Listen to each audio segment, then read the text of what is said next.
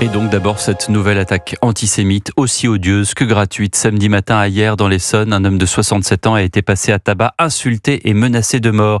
Il rentrait à son domicile après avoir passé le Shabbat chez son fils. Bonsoir Théo Grévin. Bonsoir Pierre, bonsoir à tous. La victime est toujours traumatisée et son état de santé reste préoccupant. Oui, hospitalisé une première fois samedi matin, juste après l'agression ultra-violente, le sexagénaire a depuis été transféré dans un autre établissement dans l'attente d'une éventuelle opération chirurgicale. Son avocat, Maître Serfati. Il va pas bien, son état n'est pas bon, tant au plan physiologique, médical, physique. Cette agression a été très très violente. Il suffit de voir les photos. Des photos impressionnantes publiées sur les réseaux sociaux. On y voit un homme âgé, porteur d'une kippa, visage tuméfié et chemise ensanglantée.